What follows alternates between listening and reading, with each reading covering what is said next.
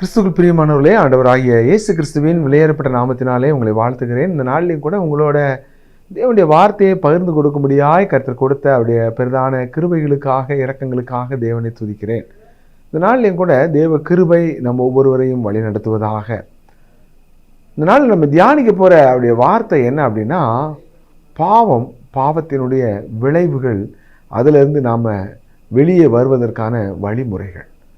ஒரு மனிதனுடைய வாழ்க்கையில் மிகப்பெரிய ஒரு சந்தோஷம் என்ன அப்படின்னா, தேவன் அவனுக்கு கொடுக்குற பெரிதான ரட்சிப்பு. ஆண்டவர் ரட்சிப்புனா என்னென்னா, பாவத்திலேருந்து அவனை தூக்கி எடுக்கிற, பாவத்திலிருந்து முற்றிலும் கழுவி அவரை பரிசுத்தமாக்கி அவருடைய ஆலயமாக தேவன் அந்த மனிதனுடைய சரீரத்தை அவர் தேவ ஆலயமாக மாற்றுகிறார். நம்ம வாசிக்கிறோம், நீங்கள் தேவனுடைய ஆலயமாக இருக்கிறீர்கள் என்றும் தேவனுடைய ஆவி உங்களில் வாசமாக இருக்கிறது என்றும் அறியாமல் இருக்கிறீர்களா? ஸோ தேவனுடைய பிள்ளை தேவனுடைய ஆலயமாக மாற்றப்பட்டு தேவ ஆவியானவர் கிறிஸ்துவின் ஜீவனாக அந்த மனிதனுக்குள்ளே வைக்கப்படுகிறார். அந்த மனிதன் சந்தோஷம், சமாதானம் இல்லையா, அந்த ரட்சிப்பின் சகல சம்பூரண ஆசீர்வாதங்களையும் பெற்று அனுபவிக்கிறவனாக இருக்கிறான். இப்போ தான் சத்துரு என்ன செய்கிறான், எப்படி ஏதேன் தோட்டத்தில் சந்தோஷத்தோட உலாவி கொண்டிருந்த அந்த ஆதாம் ஏவாளுக்குள்ள ஒரு மிகப்பெரிய ஒரு குழப்பத்தை உண்டு பண்ணும்படி இந்த சத்துரு அங்கே வலுசற்பமாக பிரவேசித்தானோ, அதை போல ஒவ்வொரு மனிதனுடைய வாழ்க்கையிலும் எவனை விழுங்கலாம் என்று வகை தேடி சுற்றி திரிகிறான் அப்படின்னு வாசிக்கிறோம். பேதுரு ரொம்ப அழகாக எழுதுகிறார். கர்ச்சிக்கிற சிங்கம் போல எவனை விழுங்கலான்னு தான், உயிரோடு விழுங்குவோம் அப்படின்னு சொல்லி. அப்போது சாத்தானுடைய ஒரு பெரிய தந்திரம் என்ன, அவன் பாருங்கள், ஒரு வேடன் வேட்டையாடுறதுக்காக காட்டுக்கு போகிறான். தன்னுடைய மகனை கூட கூட்டு போகும்போது அங்கே பறவை கூட்டங்கள் என்ன செய்யுதுன்னா, நிறைய பறவை கூட்டங்கள் மேய்ஞ்சிக்கிட்டு இருக்குது. ஸோ அந்த பறவை கூட்டங்களுக்கு நேராக அவன் வேகமாக அம்புகளை எய்கிறான். அந்த அம்புகளை எய்ததுனால அநேக பறவைகள் அடிபட்டு கிடக்குது, துள்ளுது. அப்போது அந்த வேடன் தன்னுடைய மகனை சொல்கிறான், ஓடி போய் எல்லாத்தையும் பிடிக்கணுங்கிறதா நான் அம்பு எய்து முடித்த உடனே நீ என்ன செய்யணும், ஓடி போய் அவ்வளோத்தையும் கலெக்ட் பண்ணணும். இதுதான் பையனுடைய வேலை. ஸோ அம்பு எய்து இந்த வேடன் முடித்த உடனே அந்த பறவைகளை கலெக்ட் பண்ணுறதுக்காக ஓடுறான். அப்போ இவன் இங்கேருந்து சொல்கிறான், அந்த வேடன் தன்னுடைய பையனை பார்த்து சொல்கிறான், என்ன சொல்கிறான், செத்து போனதை பற்றி கவலைப்படாத, உயிரோட துடிச்சிக்கிட்டு இருக்குது பாரு, அவைகளை முதலாவது பிடி அப்படின்னு சொல்லி. அப்போ பாவத்தினாலே மரித்து போய் நரகத்தை நோக்கி போய்கொண்டிருக்கிற மனிதனை குறித்து சாத்தானுக்கு எந்த விதமான கவலையும் இல்லை. ஆனால் ஆண்டவருக்காக உண்மையாக வாழணும், ஆண்டவருக்கு பிரியமாக வாழணும்னு சொல்லி வாஞ்சிக்கிற, போராடி கொண்டிருக்கிற கர்த்தருடைய பிள்ளைகள் தான் சாத்தானுடைய லக்காக இருக்கிறது. அவனுடைய முழு லக்கும், முழு இல்லையா தாக்குதலும் யார் மேலே இருக்குது அப்படின்னா, கர்த்தருடைய வசனத்தின்படி நடக்கணும், கர்த்தருக்கு பிரியமாக நடக்கணும், கர்த்தருக்கு உண்மையாக இருக்கணும். அவன் அந்த தேவ பிள்ளைகளுக்கு விரோதமாக தான் சாத்தானுடைய முழு தாக்குதலும் இருக்குது. இதை நம்ம எங்கே வாசிக்கிறோம்? வெளிப்படுத்தல் அதிகாரம் 12 வசனம் 17. அப்பொழுது வலுசற்பமானது ஸ்திரீயின் மேல் கோபம் கொண்டு தேவனுடைய கற்பனைகளை கை கொள்ளுகிறவர்களும் இயேசு கிறிஸ்துவை குறித்து சாட்சியை உடையவர்களுமாகிய அவளுடைய சந்ததியான மற்றவர்களுடனே யுத்தம் பண்ண போயிற்று. இங்கே நம்ம வாசிக்கிறோம், சாத்தான் என்ன செய்கிறான், கோபம் கொண்டு, தனக்கு கொஞ்ச காலம் மாத்திரம்தான் இந்த பூமியில் இருக்குது, நிச்சயமாக இன்னும் கொஞ்ச காலத்தில் கிறிஸ்து வரப்போகிறார், ஆண்டவர் வந்து என்ன செய்ய போகிறார், நித்திய காலமாக 1000 வருட அரசாட்சியிலே முதலாவது அவனை என்ன செய்ய போகிறாரு, பாதாளத்தில் அடைக்க போகிறார். பின்பாக அவனை நரகத்தில் தள்ள போகிறார். நரகத்தில் முதலாவது யார் தள்ளப்பட போகிறா? நாம் வெளிப்படுத்தின விசேஷத்தில் என்ன வாசிக்கிறோம், அந்தி கிறிஸ்துவும் அவனை சார்ந்த கள்ள தீர்க்கதரிசியும் தான் முதல்ல நரகத்தில் தள்ளப்பட போகிறாங்கங்கிறத வெளிப்படுத்தல் 19ஆம் அதிகாரத்தில் வாசிக்கிறோம். அப்போ நரகத்தில் போய் பங்கடைகிற முதல் நபர் யார் அப்படின்னா, அந்தி கிறிஸ்துவும் அவனுக்கு உதவியாக இருந்த கள்ள தீர்க்கதரிசி. 3வது நபர் யாருன்னா சாத்தான்.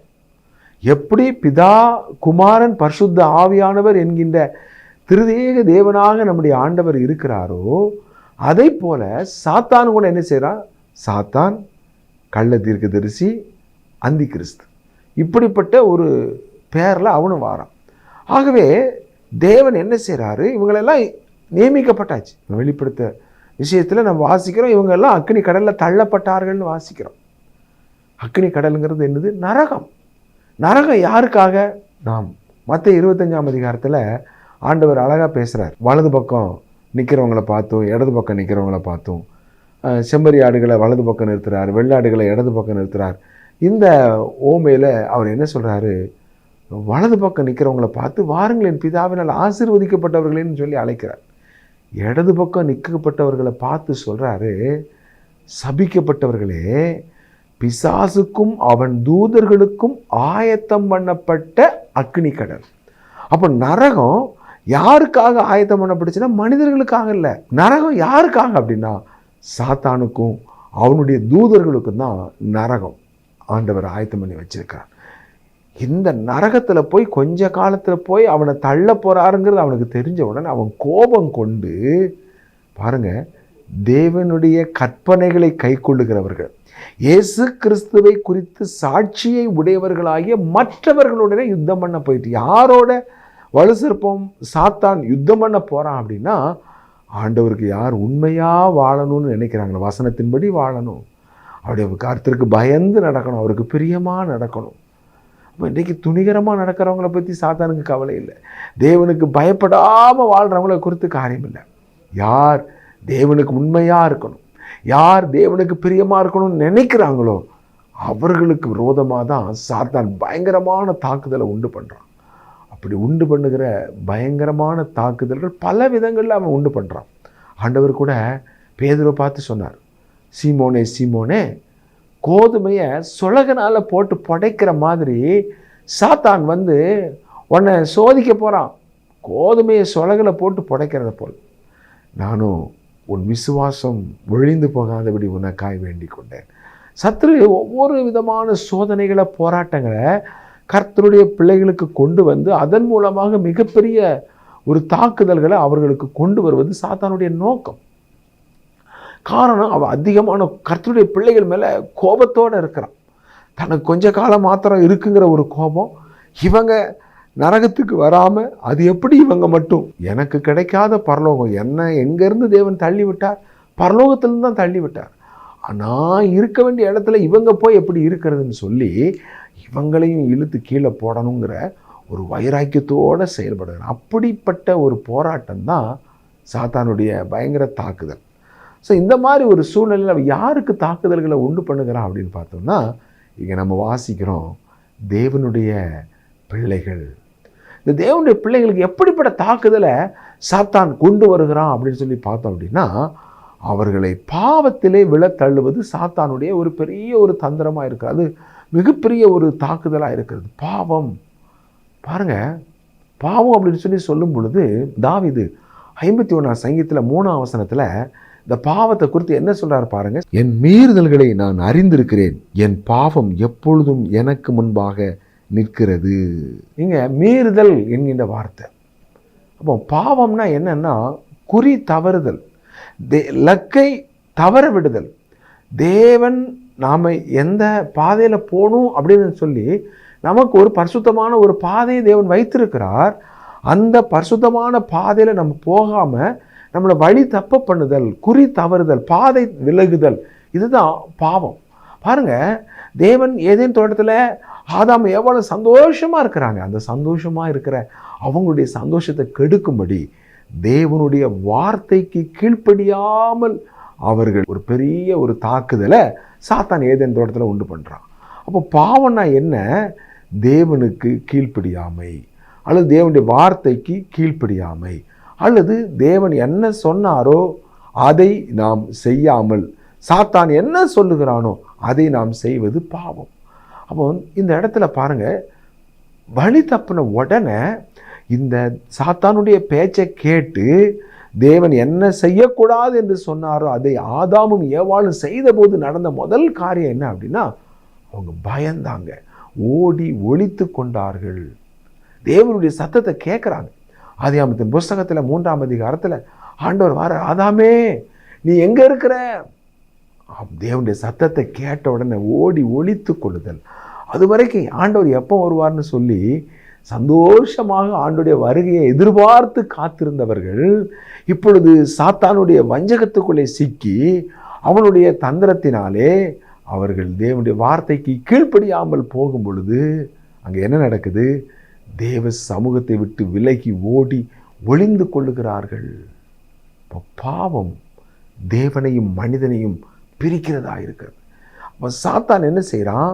மனிதனை பாவத்தில் தள்ளி அதன் மூலமாக மனிதனையும் தேவனுக்கும் இடையில மிகப்பெரிய ஒரு பிளவை உண்டு பண்ணுகிறான். கர்த்தருடைய பிள்ளைகளுக்குள்ளே, ரட்சிக்கப்பட்ட தேவனுடைய பிள்ளைகளுக்குள்ளே அவர்களுக்கும் தேவனுக்கும் இடையில ஒரு மிகப்பெரிய பிளவை பாவத்தின் மூலமாய் உண்டு பண்ணுகிறாங்க. வாசிக்கிறோம், பாவம் என்ன செய்து? எப்பொழுதும் எனக்கு முன்பாக நிற்கிறது, என் மீறுதல்களை நான் அறிந்திருக்கிறேன், என் பாவம் எப்பொழுதும் எனக்கு முன்பாக நிற்கிறது. பாவம் நம்ம குற்ற மனசாட்சியை உண்டு பண்ணுகிறது. அது வரைக்கும் இருந்த சந்தோஷம், அது வரைக்கும் இருந்த சமாதானம் போய் அது ஒரு அற்ப சந்தோஷத்தை நமக்கு கொடுத்து அதன் மூலமாக நாம் தேவனுக்கு முன்பாக குற்ற உணர்வோடு கூட குற்ற மனசாட்சியோடு கூட காணப்படும்படிக்கு அது நம்மளை என்ன செய்ய உறுத்தி கொண்டே இருக்கிறது. இங்கே வாசிக்கிறோம், பாவம் எப்பொழுதும் எனக்கு முன்பாக நிற்கிறது. அங்கே ஆண்டவர் சொன்னார் காயினை பார்த்து, நீ நன்மை செய்தால் உனக்கு மேன்மை இல்லையா? நீ தீமை செய்தால் பாவம் உன் வாசற்படியில் படுத்திருக்கும். நீ தீமை செய்தால் பாவம் உன் வாசல் படியிலே படுத்திருக்கும். அப்போ இங்கே பாவம் ஒரு மனிதனுடைய வாழ்க்கையில் வாசற்படியில் ஒரு பாம்பு எப்பவும் நம்ம வீட்டு வாசற்படியிலேயே படுத்து கிடக்குன்னா எப்படி இருக்கும் யோசித்து பாருங்க. இதுதான் பாவம். பாவம் நம்ம தீமைக்கு இடம் கொடுக்கும் பொழுது பாவம் நம்முடைய வீட்டின் வாசற்படியிலே அது படுத்திருக்கும் என்று நாம் வாசிக்கிறோம். இங்கே நான் வாசிக்கிறோம், பாவம் எப்பொழுதும் எனக்கு முன்பாக நிற்கிறது, என் மீறுதல்களை நான் அறிந்திருக்கிறேன். அடுத்து நம்ம 32ஆம் சங்கீதத்தில் 3ஆம் வசனத்தில் தாவீது என்ன சொல்றாரு பாருங்க. இந்த பாவம் தாவீதுடைய வாழ்க்கையில எவ்வளோ பெரிய ஒரு அதிகமான ஒரு உள் மன அழுத்தத்தை அவனுக்கு கொண்டு வருகிறது. வாசிக்கலாம், சங்கீதம் 32 வசனம் 3. நான் அடக்கி வைத்த மட்டும் நித்தம் என் கதறுதலினாலே என் எலும்புகள் உலர்ந்து போயிற்று. 51ஆம் சங்கீதத்தில் 3ஆம் வசனத்தில் சொல்றாரு, என் பாவம் எப்பொழுதும் எனக்கு முன்பாக நிற்கிறதுன்னு சொல்றாரு. இங்கே 32ஆம் சங்கீதம் 3ஆம் வசனத்தில் சொல்றாரு, நான் அடக்கி வைத்த மட்டும் நித்தம் என் கதறுதலினாலே. பாவம் பாருங்க, தாவீதுடைய வாழ்க்கையில் எவ்வளோ பெரிய ஒரு மன வேதனையை, உள்ளான பாதிப்பை அது கொண்டு வருகிறது. நான் அடக்கி வைத்த மட்டும் என் கதறுதலினாலே என்று நாம் அங்கே வாசிக்கிறோம். நான் அடக்கி வைத்த மட்டும் நித்தம் என் கதறுதலினாலே என் எலும்புகள் உலர்ந்து போயிற்று. அப்போ ஒரு பாவம் மனிதனை பாதிக்குது, அவனுடைய சரீரத்தை பாதிக்குது, அவனுடைய சந்தோஷத்தை இழக்குது, தேவனுக்கும் அவனுக்கும் இடையில இருக்கிற உறவு அது உடைஞ்சு போகுது, அங்கே ஒரு பிரிவினை உண்டாகிறது.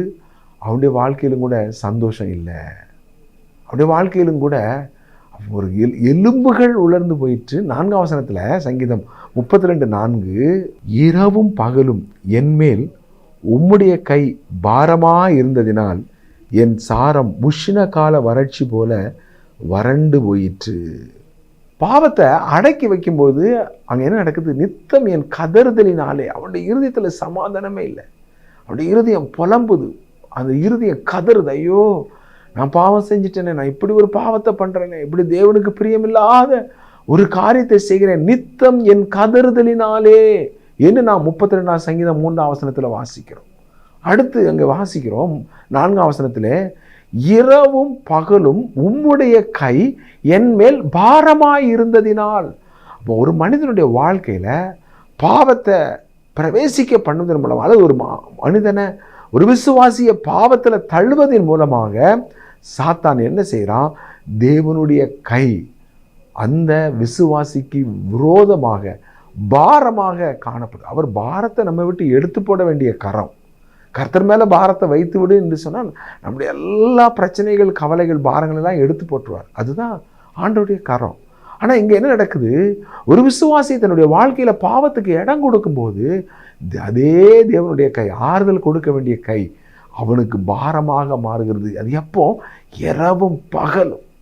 இப்போ இரவும் பகலும் உம்முடைய கை என்மேல் பாரமாய் இருந்ததினாலே என் சாரம் உஷ்ண கால வறட்சி போல் ஆயிற்று. பயங்கரமான வெயில் காலத்தில் எப்படி சரீரம் அதிகமான வறட்சிக்குள் ஆகுதோ அதே போல் நம்முடைய வாழ்க்கையில் தேவனுடைய கை பாரமாக இருக்குது. நித்தம் அவனுடைய கதறுகிறான், ஐயோ நான் ஆண்டருக்கு பிரியமில்லாத செய்கிறேனே அப்படின்னு சொல்லி. இன்னொரு பக்கம் தேவனுடைய கரம் விரோதமாக பாரமாக இருக்கிறது. அதனால தான் 51 சங்கீதம் 12 வசனத்தில் தாவீது இப்படி சொல்கிறார். ஒரு பாவத்தில் விழுந்த பொழுது அவனுடைய வாழ்க்கையில் எப்படி இருக்குது பாருங்க. சங்கீதம் 51 சங்கீதம் 12 வசனம், உமது இரட்சணியத்தின் சந்தோஷத்தை திரும்பவும் எனக்கு தந்து உற்சாகமான ஆவி என்னை தாங்கும்படி செய்யும். அப்போ அந்த இரட்சணியத்தின் சந்தோஷத்தை திரும்பவும் எனக்கு தந்து, அப்போ சந்தோஷத்தை இழந்து போறானா? அவனுடைய நித்தம் அவனுடைய கதறுகிறவனா மாறுகிறானா? பாருங்க, ஏன்னா பாவம் எப்பொழுது அவனுக்கு முன்பாக நிற்கிறது. பாவம் வாசற்படியிலே படுத்து கிடக்கிறது.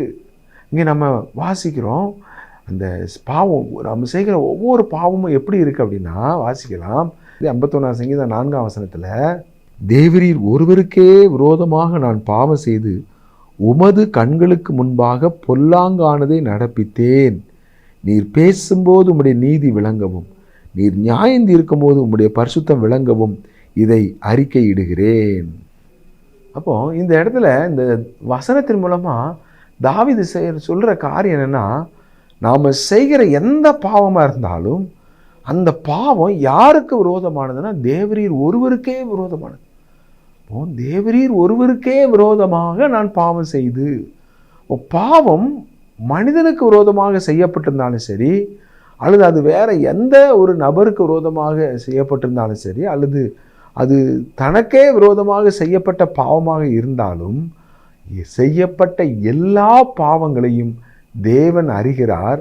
தேவரீர் ஒருவருக்கே விரோதமாக நான் பாவம் செய்து. அப்போ தாவீதினுடைய வாழ்க்கையில் பாவத்தை குறித்த அறிவு அவனுக்கு அதிகமான பாரத்தை கொண்டு வந்தது. ஐயோ நான் செஞ்ச பாவம் தேவனுக்கு விரோதமானது, தேவரீர் ஒருவருக்கே விரோதமாக நான் பாவம் செய்தேன். இந்த இடத்துல அவன் பத்சேபாள் இடத்துல பாவம் செய்ததை குறித்து சொல்லும் பொழுது, ஆண்டவரே நான் பத்சேபாளுக்கு விரோதமாக பாவம் செஞ்சிட்டேன், அல்லது நான் உரியாவுக்கு விரோதமாக நான் செஞ்சிட்டேன் அப்படின்னு அவன் நினைக்கல. மாறாக, அல்லது என்னுடைய மனைவிக்கு விரோதமாக நான் செஞ்ச பாவம்னு சொல்லலை. மாறாக அவன் சொல்கிறான், தேவரீர் ஒருவருக்கே விரோதமாக நான் பாவம் செய்தேன். மனிதனுடைய ஒவ்வொரு பாவமும் படைத்த தேவனுக்கு விரோதமானது. ஏனென்றால் தேவன் பரிசுத்தமான தேவன். அப்போ இந்த தேவன், இந்த ஆண்டவராகிய இயேசு கிறிஸ்து, அவர் பரிசுத்தமான தேவன் என்பது எதன் அடிப்படையில்? அவர் பாவத்தை எப்படி எடுக்கிறார் பாருங்க. பாவம் தேவனுக்கு விரோதமானது, பாவத்துக்கு ஒத்து போகிறவர் அல்ல. பாருங்க, ஒரு மனிதன் குடிக்கிறான் அப்படின்னா அவன் தேவனுக்கு விரோதமாக செய்கிற பாவம். சில வேளைகளில் சொல்லுவாங்க, ஐயா பாவத்தை அவன் குடிக்கிறதுக்கு தன்னுடைய கும்பிடுகிற அவன் தெய்வங்களை எடுத்துக்கிறான். நான் அந்த தெய்வத்துக்கு படைச்சிட்டு தான் நான் எடுத்து குடிக்கிறேன் அப்படின்னு சொல்லி சுவிசேஷம் அறிவிக்கும் பொழுது நம்ம கிராமங்களில் பார்க்கும்போது, நான் கடவுளுக்கு படைச்சிட்டு தாங்க நான் குடிக்கிறேன்னு சொல்கிறேன்.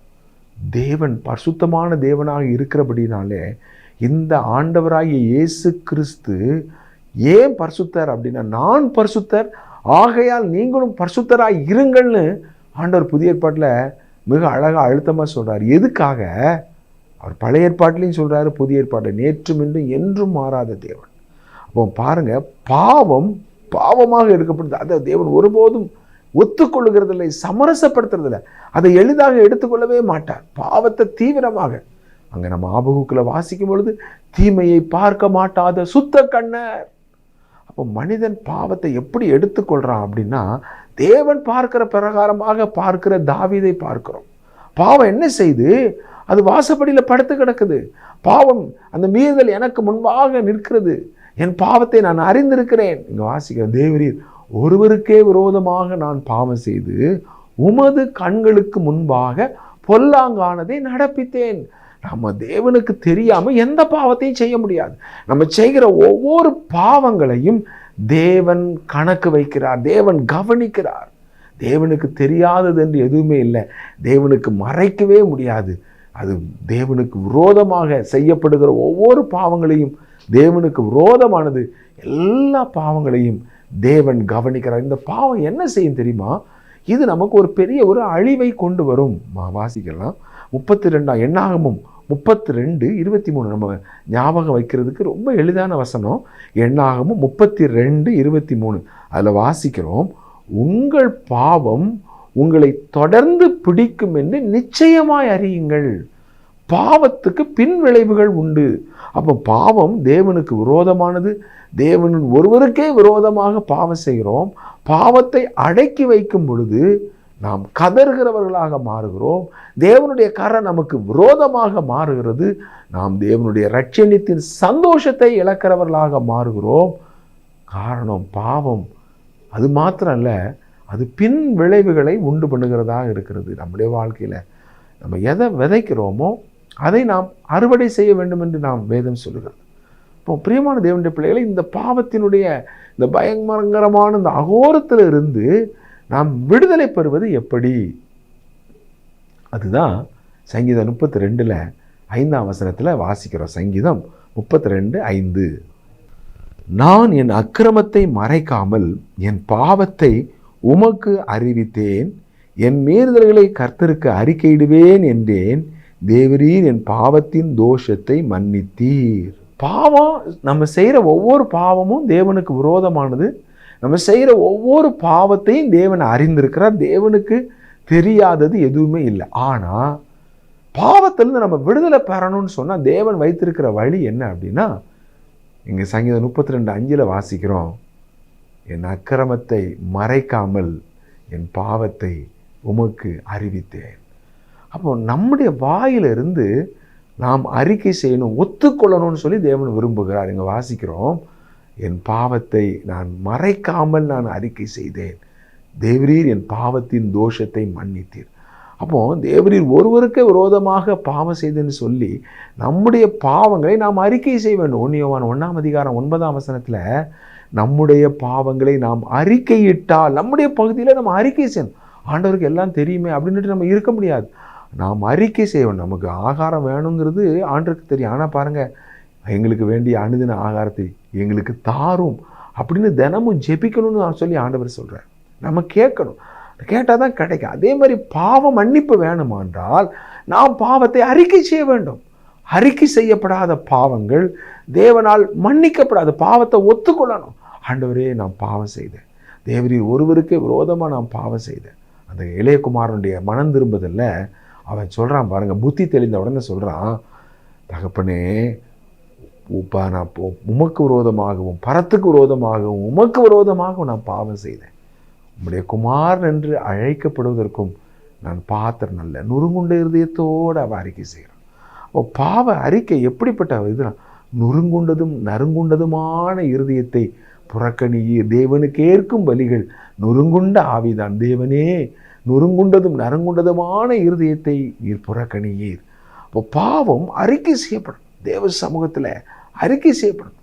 அப்போ நொறுங்குண்ட இருதயத்தோட மறைக்காம, ஆண்டவரே உமக்கு எல்லாம் தெரியும், என்னை மன்னிச்சிருங்க ஆண்டவரேன்னு சொல்லி நாம் அறிக்கை செய்கின்ற பொழுது தேவன் நம்முடைய பாவத்தை மன்னித்து அந்த பாவத்தை நம்மை கழுவி நம்மை சுத்தி. நம்முடைய பகுதி பாவங்களை மறைக்காமல் அறிக்கை செய்வது.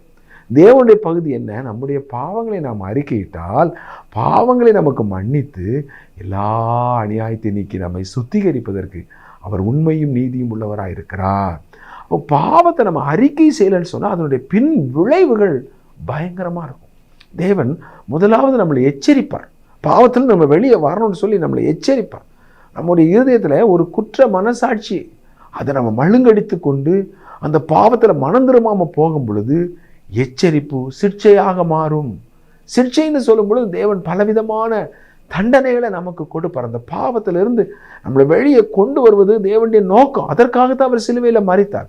நாம் பாவத்திலே பிறந்து பாவத்திலே வாழ்ந்து நரகத்திற்கு போவதல்ல, பாவத்திலிருந்து நம்ம வெளியே வந்து பரிசுத்தமான ஒரு சாட்சியாக வாழணும்னு தேவன் விரும்புகிறார். எப்படி பாவத்தில் தள்ளுவதற்கு சாத்தான் தீவிரமாக செயல்படுறானோ அதே போல் பாவத்திலிருந்து நம்மளை வெளியே தூக்குவதற்கு தேவன் தீவிரமாக செயல்படுகிறார். அந்த தீவிரம் தான் என்னென்னா சிட்சை.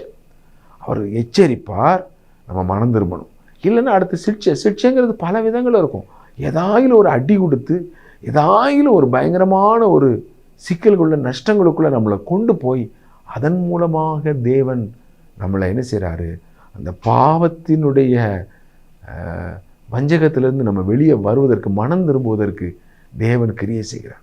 நம்ம தொடர்ந்து அப்படி மனம் திரும்பாமல் போகும்போது அவர் மரணத்துக்குள்ளே நம்மளை கொண்டு போய் மரணத்தின் மூலமாக இந்த உலகத்தை விட்டு எடுத்துடுறார். நம்ம வாசிக்கிறோம் 1 Corinthians 11 அநேகர் வியாதியாக இருக்கிறீங்க, அநேகர் பலவீனமாக இருக்கிறீங்க, அநேகர் நித்திரை அடைந்து இந்த உலகத்தை விட்டே தேவன் நம்ம எடுத்துருவார்னு சொல்லப்பட்டிருக்கு. அப்போது நோக்கம் என்ன? பாவத்தை விட்டு நம்ம வெளியே வரணும். அதற்கு தேவன் என்ன செய்கிறார்? பல விதங்களில் நமக்கு அவர் வாய்ப்புகளை கொடுக்கிறார். மனம் திரும்புவதற்கு பல விதங்களில் தவணை கொடுக்கிறார். நாம் உண்மையாக நாம் பாருங்கள், நான் உண்மையிலே ஆண்டுடைய பிள்ளையாக நான் இருந்தேன்னா நான் என்ன செய்வேன்? பாவத்தில் நிலை நிற்க மாட்டேன். அந்த பாவம் என்னுடைய இருதயத்தை குத்தும். ஐயோ, நான் இப்படி ஒரு பாவத்தில் இருக்கிறேனே, இப்படி நான் தேவனுக்கு கீழ்ப்படியாமல் ஓடிக்கிட்டு இருக்கிறேன், இப்படி நான் தேவனுக்கு உண்மை இல்லாமல் இருக்கிறேனே, இப்படி நான் ஒரு ரகசியமாக இந்த மாதிரி ஒரு காரியத்தில் இருக்கிறேனே. அந்த இருதயம் குத்து. உண்மையாக ஒரு ஆட்டுக்குட்டியும் ஒரு பன்னிக்குட்டியும் போகுதுன்னு வைங்களேன், அது சாக்கடையில் விழுந்தது. பன்னிக்குட்டி அதுக்குள்ளேயே தான் கிடக்கும், வெளியே வராது. ஆட்டுக்குட்டி ஐயோ இந்த நாத்தத்துக்குள்ளே வளர்ந்துட்டேனேன்னு சொல்லி அது வெளியே வரும். இதுதான் ஒருத்தர் உண்மையாக ரட்சிக்கப்பட்டிருக்கிறாங்களா, மனம் திரும்பி இருக்கிறாங்களா இல்லையாங்கிறதுனுடைய அடையாளம் என்ன? அவங்க பாவத்தில் நிலை நிற்க மாட்டான்.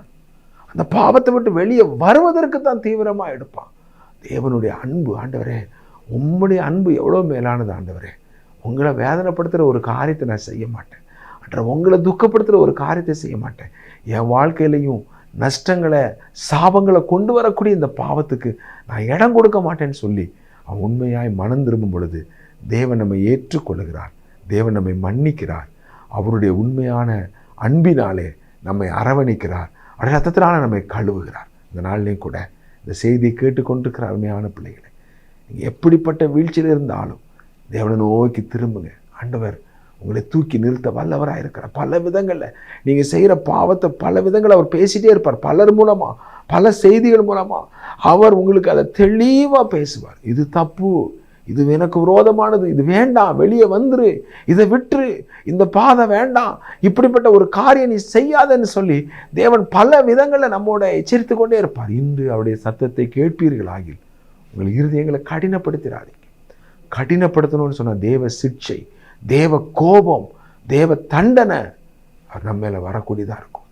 அவ்விதமாக அடி வாங்கி நம்ம திருந்துறதை விட ஆண்டோடைய அன்பின் சிக்ஷையில் அவர் எச்சரிக்கும் பொழுதே நம்ம திருந்திட்டோம்னு சொன்னால் நம்ம மிகப்பெரிய நஷ்டங்களை நம்முடைய வாழ்க்கையில் தவிர்த்தலாம். ஏன்னா பாவத்தில் கழித்த காலங்கள் அது வீணான காலங்கள், அது தேவனுக்கு பிரயோஜனமற்ற ஒரு காலங்களாக நம்முடைய நாட்கள் வீணான நாட்களாக போயிடும். தேவனுக்கு உண்மையாய் வாழ்ந்தனால நம்மளை ஒப்பு கொடுப்போமா? நம் ஜெப செய்வோம். அன்புள்ள ஆண்டவரே, இந்த நாளில் கூட இந்த வார்த்தைகளை கேட்ட ஒவ்வொரு பிள்ளைகளுக்காக ஜெபிக்கிறோம். அன்றே பாவத்தில் நிலை நிற்க மாட்டான் என்று சொன்னீரப்பா, பாவம் மேற்கொள்ள மாட்டாது என்று சொன்னீரே. உண்மையாக ரட்சிக்கப்பட்ட பிள்ளைகள் என்பதை தங்களுடைய வாழ்க்கையில் பாவத்தில் விழும் பொழுது அவர்கள் அதிலிருந்து ஆண்டவரே பாவ உணர்வு அடைந்து மனம் திரும்பி அதை விட்டு தீவிரமாய் வெளிவரத்தக்கதாக அன்றே அதன் மூலமாக அன்றே உம்முடைய அன்றைய சந்தோஷத்தை, உம்முடைய சமாதானத்தை, உம்முடைய ரட்சணியத்தின் சந்தோஷத்தை திரும்பவும் அனுபவிக்கத்தக்கதாக கிருபை செய்யும். சத்துரு வெட்கப்பட்டு போகட்டும். நீர் ஆண்டவரே ஒவ்வொருவரையும் நீர் தூக்கி எடுக்க வேண்டுமாக ஜெபிக்கிறோம். நீர் நிலைநிறுத்த வேண்டுமாக ஜெபிக்கிறோம். ஆண்டவரே, இந்த வார்த்தைகள் மூலமாய் அவர்களை நீர் பலப்படுத்துகிறதுக்காக ஸ்தோத்திரம். நீர் அவர்களை கட்டுவீராக, எல்லா சாபங்களிலிருந்து விலக்குவீராக காத்துக்கொள்ளும். இயேசு கிறிஸ்து நாமத்தில் ஜெபிக்கிற எங்கள் நல்ல பிதாவே, ஆமேன் ஆமேன். பிரியமானவர்களே, நீங்கள் நேரம் ஒதுக்கி தேவனுடைய வார்த்தையை கேட்டதற்காக உங்களுக்கு நன்றி சொல்கிறோம். யூடியூப்பிலே ராஜ்குமார் தங்கமணி என்று ஆங்கிலத்திலே டைப் செய்வீர்களானால் இன்னும் அநேக செய்திகளை நீங்கள் அங்கே கேட்கலாம். கேளுங்கள், மற்றவர்களுக்கும் அறிமுகப்படுத்துங்கள். கர்த்தர் உங்களை அபரிவிதமாய் ஆசீர்வதிப்பாராக. நாம் மறுமுறை சந்திக்கும் வரைக்கும் தேவ கிருபை உங்களோடு இருப்பதாக. ஆமேன்.